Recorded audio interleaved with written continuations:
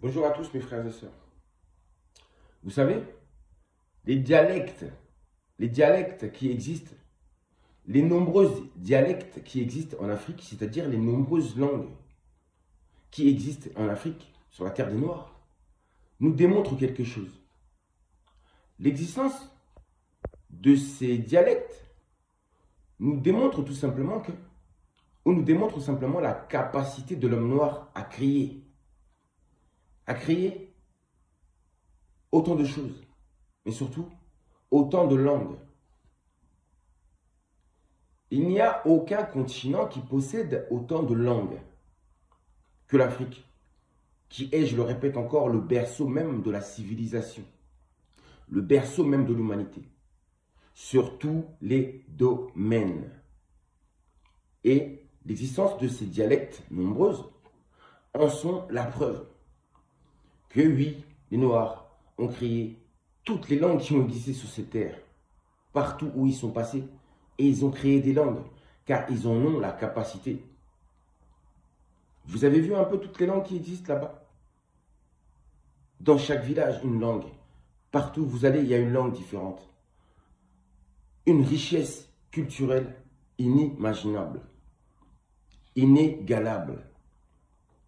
C'était juste une parenthèse, introduction. Alors maintenant, qu'est-ce que j'allais vous dire? À propos de la vie. La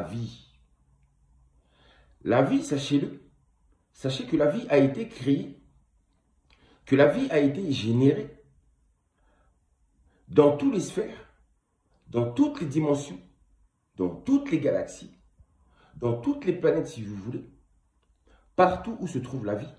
Sachez que cette vie a été créée par deux principes. Deux principes. N'ignorez jamais ces deux principes. Par deux principes.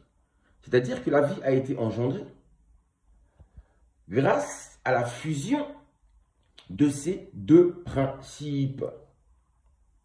Et ces deux principes forment l'unité. L'unité. Et c'est cette unité qui donne la vie, qui génère la vie. Et ces deux principes, que l'on pourrait appeler aussi deux énergies, ou encore même deux esprits, voire même deux consciences. Vous avez compris? La vie a été générée par deux consciences, par deux esprits, par, tout simplement, comment dirais-je, par deux énergies créatrices primordiales. L'énergie créatrice primordiale masculine et l'énergie créatrice primordiale féminine. La vie a été générée quelque part par le masculin et le féminin, par le père et la mère, par Dieu et la déesse. Dieu et la déesse, ce sont ces deux énergies, ces deux consciences incréées, ces deux consciences qui sont éternelles, ces deux consciences qui n'ont ni fin ni commencement, ces deux consciences, ces deux esprits, ces deux énergies,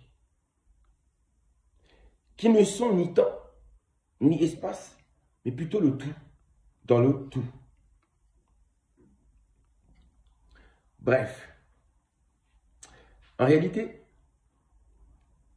la vie a été créée par le pile et le face, étant la même pièce, la vie. Et ensuite, le positif et le négatif. Et je remercie encore un frère parce qu'il m'a envoyé un message. Et ce message est très intéressant parce que, en réalité, derrière la langue africaine, l'originelle, les premières langues que les Noirs ont créées, c'est-à-dire en Afrique, derrière ces langues se cache toute la vérité. Par exemple, ce frère m'a envoyé quelques mots, quelques exemples en fin de compte. Et ces exemples-là, je vous les citerai lors de la vidéo prochaine. Parce que je n'ai pas eu le temps de nommer ça. Un exemple tout simple, par exemple, quand il me dit Maou, il dit Maou. Il me donne ceci comme signification. Et c'est ça qui est incroyable. Maou, le ma, comme il m'a dit, ça signifiait justement cette conscience créatrice primordiale, féminine. Et ensuite, le ou, c'est l'énergie ou la conscience créatrice primordiale masculine. Si je me suis trompé, c'est l'un ou l'autre. En tout cas, rien qu'à travers ce nom, Maou, on a cette explication. La vérité se trouve déjà à travers ces mots. Vous avez compris ou pas? Exactement ça. Maou. Et cela donne l'unité des deux. L'unité des dieux, des deux. C'est-à-dire le Dieu et la déesse. Le créateur et la créatrice. Et les deux unifiés en un seul nom. Ce qui donne Maou. Vous avez encore, par exemple, chez les Congolais, quand on dit Tata Nzambia Pungu Tulendo. Ici, nous avons Dieu le Père. La conscience ou l'énergie créatrice primordiale masculine. Et souvent, on dit aussi Mahama wa Ndombi. La Vierge Noire. L'énergie créatrice primordiale féminine. Donc, vous avez les deux. Mais les deux, unifiés, donnent justement la vie. Donc, je continue parce que j'avais écrit noté des petits trucs quelque part pour que je n'oublie pas, que ce soit complet. Et voilà ce que je voulais vous dire à ce sujet. Donc, raison pour laquelle en Égypte antique, je le répète encore, dans les lois de la Ma'at, dans la 38, le commandement 38, il est écrit ceci. Je loue le Dieu et la déesse. Je loue le Dieu et la déesse, qui sont la source de notre existence. Donc, il faut en réalité adorer les deux. Il n'y a pas que Dieu le Père, et aussi la déesse mère. Puisque nous sommes constitués de deux énergies. Et aussi, tout ce qui existe est soit féminin ou masculin. C'est soit l'un ou l'autre. Donc, il existe deux forces, deux énergies vitales, masculin et féminin. Et on ne doit pas dissocier les deux. Et c'est ce que nos ancêtres avaient compris, par exemple, en Égypte antique. Et qui, Pata. Isis, c'est elle la déesse mère. Osiris, c'est Dieu le Père. Ce sont les deux énergies unifiées qui donnent la vie, qui donnent cet enfant que l'on nomme Horus. Ça aurait pu être une fille ou un garçon. Mais là, ils ont donné l'exemple d'un garçon. Et les Occidentaux ont repris cela, c'est-à-dire qu'ils l'ont blanchi, ce concept-là. Ce qui donne Marie et Jésus. Jésus, vous le considérez comme étant Dieu. Et Marie est considérée comme étant la déesse mère. Donc, c'est le blanchissement, tout simplement, d'Isis et d'Osiris. Isis et Osiris représentent ce principe-là de création que je viens de vous expliquer. Ils n'ont rien compris en réalité. Ils n'ont rien compris du tout. À la science de nos ancêtres, ils n'ont pas compris tous ces phénomènes-là. Ça a été mal interprété et ça donne les connaissances que vous avez aujourd'hui, qui sont erronées. Nos ancêtres ont expliqué le principe de la création. Et aussi, nos ancêtres ont glorifié la vie. Ils ont glorifié la vie. Ils ont glorifié la création du Père et de la Mère, du Dieu et de la déesse. Ils ont respecté cela. Ils glorifient la vie à travers, par exemple, cette croix ankh qui symbolisait tout simplement la vie. L'homme et la femme donnant la vie. C'est le principe même de la vie. Et ce principe ne peut pas être modifié. Vous ne pouvez pas unifier le masculin et le masculin. Vous ne pouvez pas unifier le féminin et le féminin. Parce que le féminin et le féminin ne donnent pas la vie. Le masculin et le masculin ne donnent pas la vie. En faisant cela, en réalité, vous allez contre l'ordre établi, contre le principe même de la vie et de la création. Et forcément, cela crée des dégâts. Des dégâts sur le plan physique et matériel. Cela donne des catastrophes naturelles. Parce que vous avez abîmé, déstabilisé ces deux consciences créatrices qui donnent la vie, qui génèrent la vie. En faisant cela, vous allez contre la vie. Étant donné que l'homme et l'homme ne peuvent pas donner la vie, la femme et la femme ne peuvent pas donner la vie, vous allez contre la vie même. Vous allez contre l'énergie créatrice féminine, masculine et féminine. Vous allez contre Dieu et la déesse. Et forcément, cela crée un déséquilibre. Et ce déséquilibre, je le répète, va se manifester à travers la nature. C'est-à-dire qu'il y aura des catastrophes naturelles. C'est exactement ce que nous sommes en train de vivre actuellement. Parce que vous n'avez pas respecté l'ordre qui a été établi. Et aussi, vous avez étouffé le féminin. Vous avez étouffé le féminin. Votre système est trop basé sur le masculin. Il n'y a pas l'équilibre entre les deux.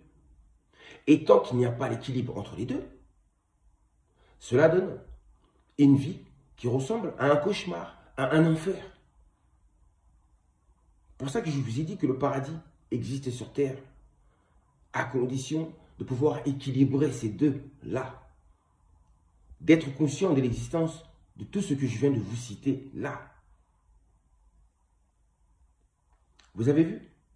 Ça, c'était vraiment la spiritualité ou la religion, appelez-le comme vous voulez. Ça, c'était vraiment la croyance même de nos ancêtres, dans les temps les plus reculés. Et nous avons perdu toute cette connaissance-là. Mais à cette ère-là, que nous sommes, ces connaissances-là, ancestrales, sont de retour. Et ça arrive au bon moment, parce que sinon, ça risque d'être trop tard. Parce que l'humanité est en train de se détruire. Et si cette connaissance ne revient pas à temps, en réalité, si nous les humains, nous ne changeons pas notre façon de voir, notre façon de vivre, si nous ne changeons pas notre perception, notre croyance, et en réalité, ça va être la destruction. Et raison pour laquelle cette connaissance ancestrale revient à point. Vous avez compris ou pas?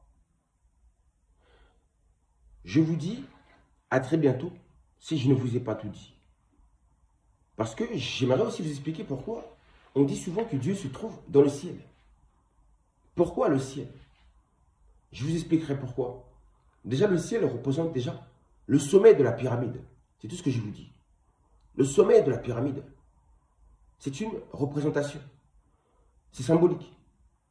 Au sommet de la pyramide se trouve celui que vous appelez la source. La source, c'est Dieu et la déesse unifiés. C'est ça qu'on appelle Dieu. En tout cas, c'est au sommet de la pyramide. Ces deux esprits unifiés se trouvent au sommet de la pyramide. Il y a une hiérarchie qui existe. Voici ce qu'ont raconté nos ancêtres. Il y avait une hiérarchie. Et c'est cette hiérarchie dont je vous parlerai lors de la prochaine vidéo. Si la vie le permet. Je vous dis de prendre soin de vous. Je vous dis à très bientôt. Méditez, méditez, méditez. Vous comprenez pourquoi c'était écrit ceci? Je loue le Dieu et la déesse. Pourquoi ils avaient écrit cela? Pourquoi ils avaient dit cela? Et moi, je voulais comprendre qu'est-ce que ça voulait dire. Pourquoi c'était écrit cela? Aujourd'hui, j'ai la réponse et vous en avez aussi la réponse. Car je sais que ceux qui ont lu cela se sont aussi posé des questions. Lisez les commandements de la Ma'at, les lois de la Ma'at plutôt. Et vous allez voir à la 38e qu'est-ce qui est écrit. Et posez-vous la question pourquoi cela est écrit. Et vous comprendrez pourquoi je vous ai donné cette réponse. Nous devons grandir, nous devons trouver les réponses aux questions dont on se posait. Et ces questions-là, ces réponses-là, j'ai dit, ne se trouvent pas dans les religions actuelles. Parce que les religions actuelles, pour moi, bref, je vous dis à très bientôt. Prenez soin de vous.